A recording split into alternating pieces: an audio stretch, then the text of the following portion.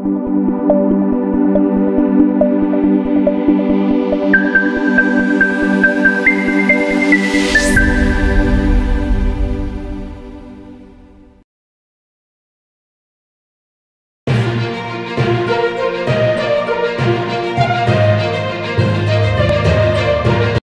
ya Bwana iwe nawe wewe mpenzi msikilizaji na mtazamaji wa Kivu News Info.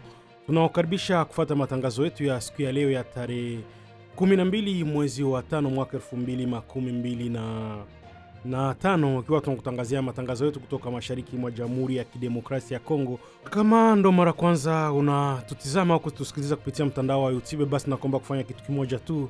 Usisahau kusubscribe, kulike, comment na kushare kazi zetu, na kama tayari umeshafanya hivyo, basi acha niseme asante sana kwa kuchagua Kivu News Info kama kituo chako chema cha matangazo. Na katika taarifa zetu za leo tutakujuza habari mbalimbali sana ambazo zinaendelea kupitika sana hususan hasa mashariki mwa Jamhuri ya Kidemokrasia ya Kongo, na tuanzie na uko Walikale. Hali ya maisha imerejea kuwa ya kawaida huko Lugu baada ya kuanza tena shughuli za uchimbaji madini licha ya kupanda kwa bei za mahitaji ya msingi. Lugu, Kivu Kaskazini, takribani wiki mbili tangu kuanza tena shughuli za uchimbaji madini zinazoendeshwa na kampuni ya Alpha Missing Mining katika eneo la Walikale. Maisha yanaendelea kurejea katika hali ya kawaida katika kituo hicho cha biashara cha Lugo kilichopo katika kundi la Wasa kwenye lango la mgodi wa Bisi.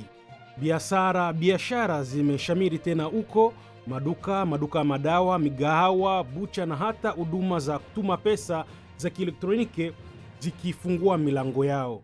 Soko la ndani pia limeanza tena shughuli zake kuashiria faraja ya kiuchumi kwa wakazi wa eneo hilo.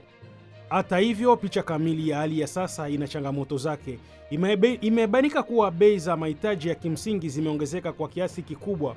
Wafanyabiashara wanadhibitisha ongezeko hili la bei, wakieleza kuwa linatokana na uhaba wa bidhaa unaosababishwa na kufungwa kwa njia kuu za usambazaji.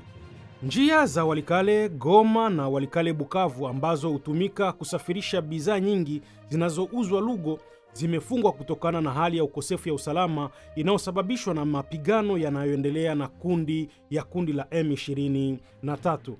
Kwa mujibu wa wafanyabiashara hao, kwa sasa njia pekee inayoendelea kutumika kwa kiwango fulani ni ile ya Kisangani.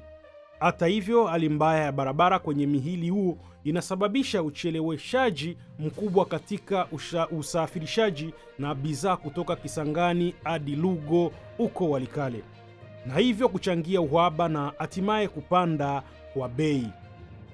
Kutokana na hali hii, wafanyabiashara wametoa wito kwa mamlaka husika kufanya ukarabati wa haraka kwa barabara ya Kisangani ili kuwarahisisha usafirishaji wa bidhaa na kusaidia kushusha bei za bidhaa na huduma. Licha ya changamoto hii ya kupanda kwa bei ambayo inawaasiri wananchi wengi, wakazi wa Lugo huko Walikale wanaonekana kufurahishwa na kuanza tena kwa shughuli za uchimbaji madini. Wanaamini kuwa uwepo wa mgodi wa Alpha unachangia pakubwa katika kuboresha uchumi wa eneo hilo na kutoa fursa mbalimbali za kiuchumi kwa jamii.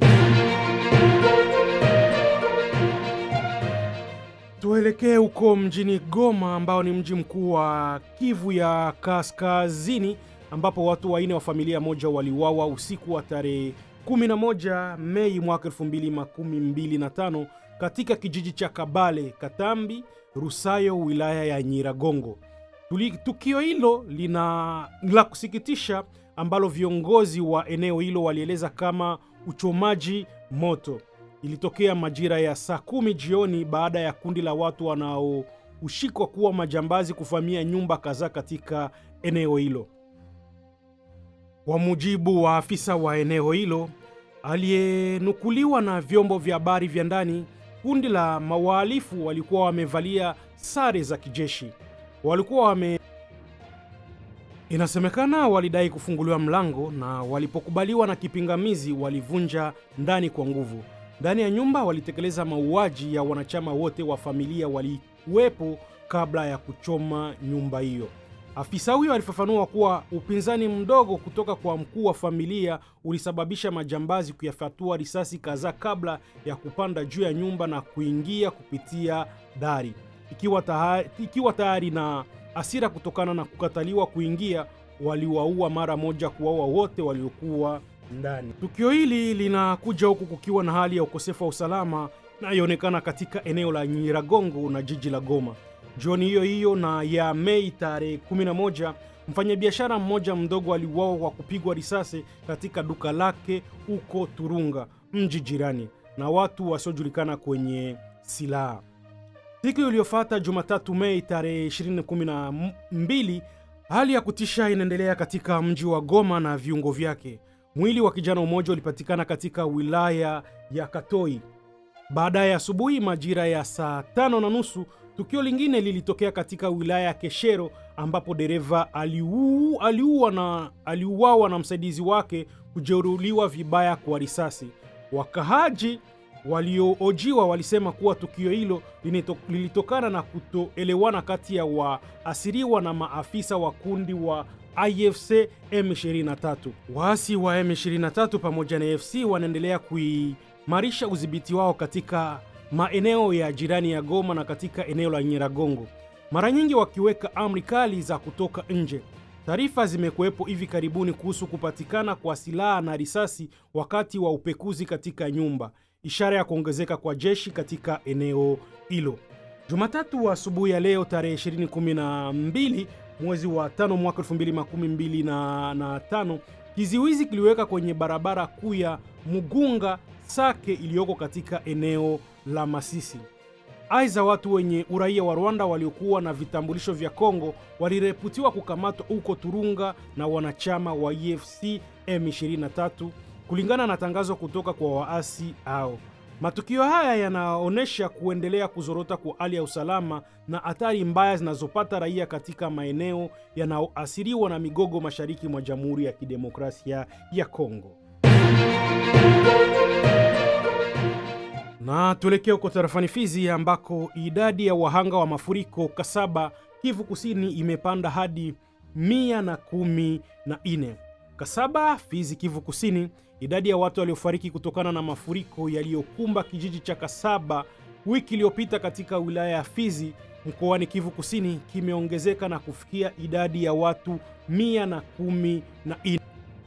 Tangazo hili lilitolewa na serikali ya mkoa siku ya leo ya tarehe 12 mwezi wa 5 mwaka 2025. Didier Kabi, msemaji wa serikali ya mkoa, alithibitisha kuwa idadi kufikia Jumatatu asubuhi walikuwa wamepokea taarifa za vifo 114. Kati ya hao waliofariki kuna wanawake 19, wanaume 56 na watoto 49. Aidha, zaidi ya nyumba 150 ziliripotiwa kuangamizwa na mafuriko hayo.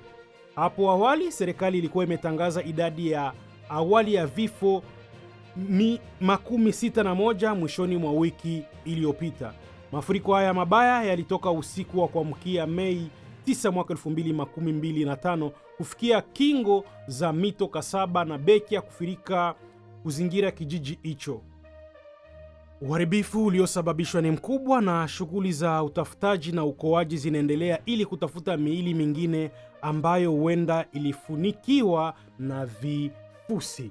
Na labda tuseme tu Kivu News Info inaendelea kutoa mkono wa pole kwa familia zote ambazo hizi zimekumbwa na majanga haya ya mafuriko huko tarafani Fizi katika mji wa Kasaba. Rais wa Jamhuri ya Kidemokrasia ya Kongo Felix Tshisekedi ametangaza kuanza tena ziara zake za kikazi katika mikoa mbalimbali nchini, akilenga kwa mara ya kwanza majimbo ya Lualaba, Kongo ya Kati na maeneo ya Bandundu na Equateur. Tangazo hili lilitolewa wakati wa kikao cha baraza cha waziri siku ya Ijumaa. Akizungumzia umuhimu wa ziara hizi, Rais Felix Tshisekedi alieleza kuwa mfululizo wa awali wa ziara zake uliwezesha kufahamu kwa kina uhalisia wa kina cha Kongo, pia kuwa na ukaribu zaidi na wananchi. Alisema ziara hizo zilizotoa fursa ya wananchi kutoa malalamiko yao na hivyo kuruhusu kuchukuliwa kwa hatua za haraka, hasa kuhusiana na masuala ya usalama na watu na mali zao, utulivu wa mipaka na uhaba wa wanajeshi na polisi na wa taifa katika maeneo hayo.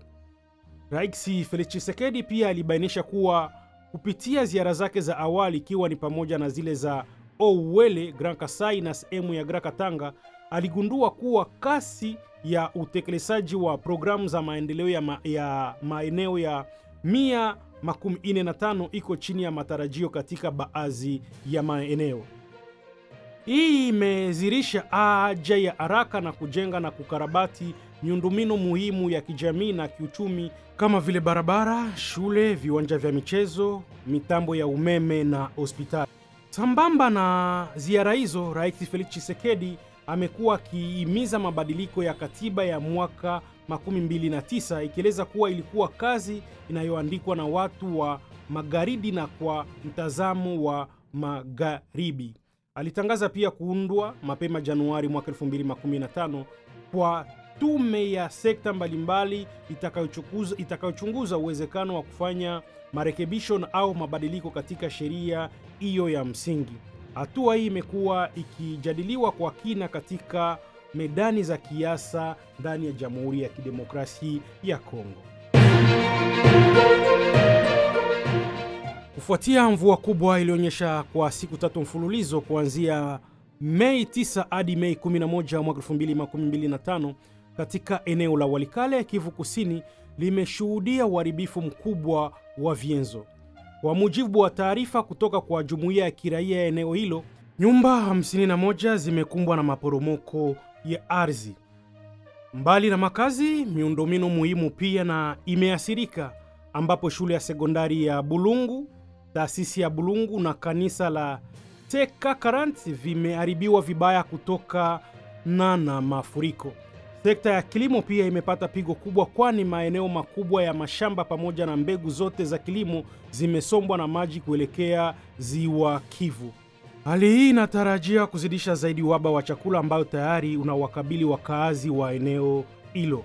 Kutokana na maafa hayo, familia nyingi zimeachwa bila makao, zikikabiliwa na mazingira magumu na hali ya hewa na uhitaji wa msaada wa haraka. Mfumo wa mashauri ya jumuiya ya kiraia eneo hilo la Kale imetoa wito kwa dharura kwa washirika wa binadamu na watu binafsi wenye nia njema kutoa msaada kwa familia zinazoathirika. Maafa haya ya hivi karibuni yanajiri huko eneo la Kale ikiwa bado limepona kutokana na majanga mengi. Wakati huo katika eneo la Nyabibwe kumekuwa na ripoti za mioto kadhaa ya hivi karibuni.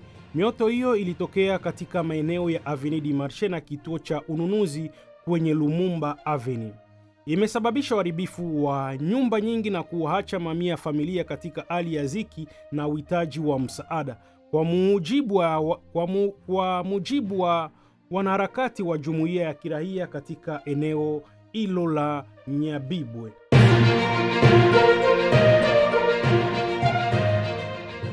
Basi acha niseme asante sana kwako mpenzi msikilizaji na mtazamaji ambao ulikuwa na sisi mwanzo hadi mwisho wa taarifa zetu za tarehe 12 mwezi wa 5 mwaka 2025. Acha niendelee kusema asante sana kwa kuendelea kufuatilia mambo yetu na kuchagua kituo chako kama kituo chema cha habari. Tunakutangazia matangazo yetu kutoka mashariki mwa Jamhuri ya Kidemokrasia ya Kongo. Basi acha niseme asante na tukutanane tena kwenye taarifa za baadaye.